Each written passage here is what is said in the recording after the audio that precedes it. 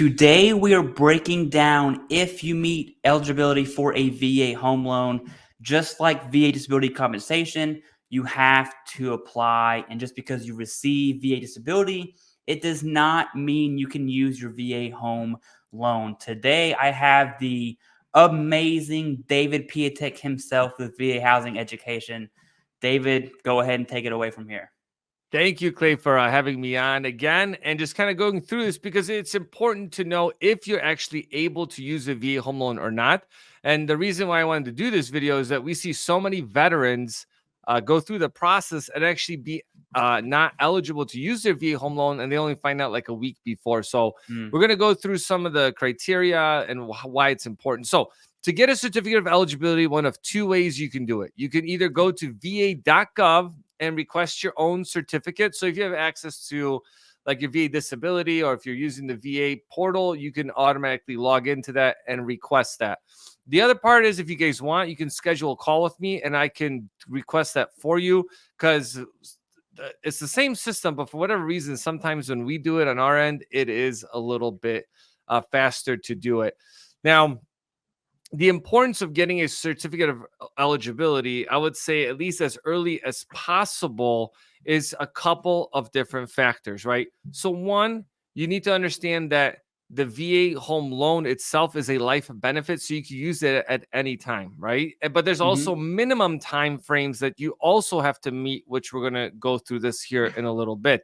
And some of the common issues that veterans run into is going to be time in service and character of discharge when not being able to use this benefit. And a lot of times lenders can't even order the appraisal if you're going through the home buying process unless they've actually made that request from the VA. Now, the thing with that is, Clay, what's crazy is that they can still order the appraisal, process your loan, underwrite your loan as if you're able to use the benefit.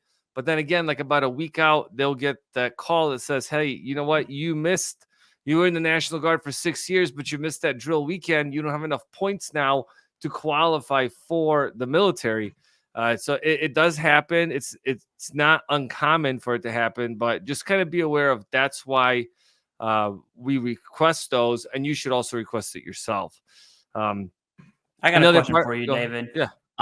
What's the difference between eligibility and qualification? Oh, that's a good one.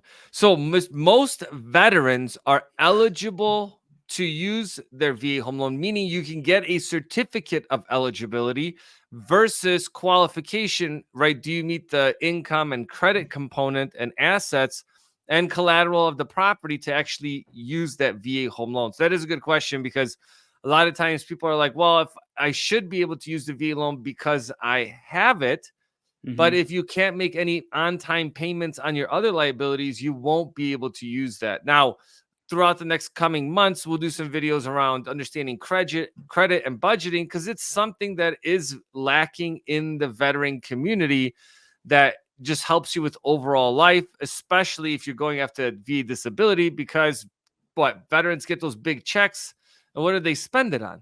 Right. I've seen some interesting, or heard some interesting stories with that, but paying down debt, right, is an option with that piece. And, you know, if a lender's asking you to get your own certificate of eligibility, that's definitely a red flag, because they should be able to pull it themselves. Like, there's no need for you to do their work on that.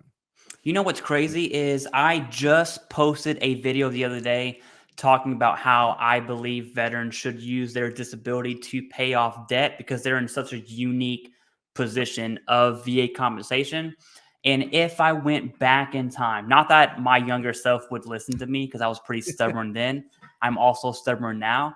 But assuming I would have listened to my own advice, I think it would have been to live below my means, right? So just because you qualify for $1 million house does not mean you need to own $1 million house. You know, maybe you go for 500 and 600 grand. So that way, when you want to go to Chipotle for dinner, you can go to Chipotle for dinner and not use a credit card, right? Right. And it's, yeah, the cost of going out is so expensive. And I was thinking about that the other day. Is like, they're always like, people need to spend more money for the GDP and the consumer indexes. And I'm thinking, don't you want the opposite? People complain about housing affordability. people spend money, there is the answer, right? You could have afforded a home, but you just really have to manage your debt well. But that's one of the, again, benefits on top of if you have 100% PNT in certain states, you don't have to pay property taxes. So that makes home ownership even more affordable. But again, this is why you need to understand like getting your certificate of eligibility. But I do want to let you know too that sometimes those requests don't come back automatically. So lenders will request documents from you like a DD 214. And I'll say, I know you said in the Marine Corps, they take the longest out of, I think, any branch, 6 months to get a copy of your DD 214 if you didn't save it. But I will tell you this is that if you do reach out to Marine for Life, I've worked with them out in Quantico. They are an awesome team, and they were able to help a lot of the veterans that we work with get those pretty fast. So definitely understand that you do have those resources to be able to go out there for help. And you can also reach out to your senator to help you through that process, right? Because again, it's important to know that. Now, you had said something that I never really thought about because I was always active duty. What are the minimum service requirements for active duty? And then what are the minimum requirements for reservists and guard specifically to the VA home loan? Yeah, so one thing I'm going to caveat going through this list, because even the VA says it themselves, don't disqualify yourself. Get your certificate of That's a good point. eligibility and submit everything because these things are ever changing. Okay. So, one, active duty is pretty straightforward. If you've been on active duty for 90 continuous days, you're pretty much set to go and use your V loan. Now, I don't know if Private Snuffy should be going buying a house right off the bat, just getting in, but like that's something you got to really look at that decision. But you also have people that join later in life, like I did, and then it might make sense to be able to purchase a property. But really, it's 90 days in, you're pretty much good to go. Now, with there's a couple other pieces to that, right? So if you are a veteran, like from regular active duty, you have to at least serve 2 full years or been called to a full term of active duty. And also you have to, there's also, let me step back a second. There's also a lot of caveats to this piece. You don't need necessarily the full 2 years. Sometimes you're able to do, if you did at least 90 days and were discharged for a hardship or a reduction in force, you qualify. And the other piece is that if you served in the military for a day, but were discharged to a service-connected disability, then you also qualify for the VA home loan. And the qualifications for active duty individuals is honorable or general discharge. Right now, that applies to active duty individuals. And I'll also drop the link below to the VA's website where you can actually see the full outline. Now, this is where things get a little bit different for Reserve and National Guard members. And one thing, Clay, for everyone out there too watching, there's a difference between those two, and it's pretty significant. And if you served on active duty time, that time supersedes your Guard or Reserve time. And there is no minimum time, because I keep hearing for whatever reason that people are like, I've served, I got out of the military, and they told me I had to wait a year to use my VA loan benefits. That is not a thing. You can use it pretty much whenever you want, as long as you're eligible and qualified. So for Reserve members, basically, if you served on August 2nd, 1990 to current, 90 days on active duty, Title 10. That doesn't include like your drill weekends or going to basic training or any type of advanced school. That won't count. Or you have 6 credible years in the Reserve, and you also meet one of the other requirements, which is having an honorable discharge. You can't have a general discharge. Has to be honorable, or you're placed on a retirement list. And again, just a reminder that active duty supersedes this. Now, big changes for the National Guard happened a couple years ago. This was supposed to have been, I think it was 2021. Because that's when I was gone. So the big changes for that, it's similar to the Reserve, where August 2nd, 1990 through today, you did 90 days of active duty training, Title 10 orders, or 6 years in the NGB, National Guard Bureau, and had an honorable discharge or placed on the retirement list.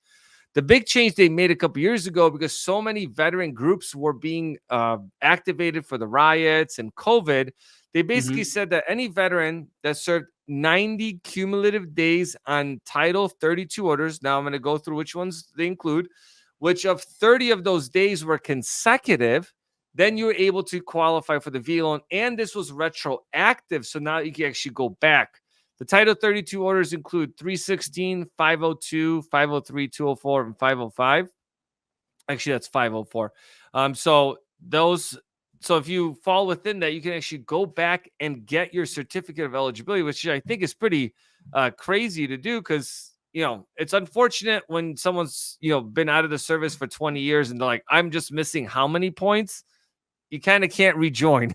So but just make sure that you're double checking that stuff. You know what's crazy is everything you just said right now is pretty much a foreign language to me. And you brought it home with one statement. You said, do not disqualify Right. yourself. And so, if I would, especially a reservist or a guard, after hearing what you just said, Yeah. what is the easiest way to get in contact with you? We're going to have it down below in the description. Yeah, so the description down below, or check out VA Housing Education on YouTube, and you'll also be able to see ways to get a hold of me, and also see some of the other videos that we talk about some of these benefits. And the crazy part, Clay, is that VA, the National Guard circular that came out, it is actually expired. But the thing is, the VA is still honoring that, which is pretty cool. But I don't know why they do that, where they have the ability to expire, but then they don't expire, but then they don't extend it. But that's the VA. We'll never know.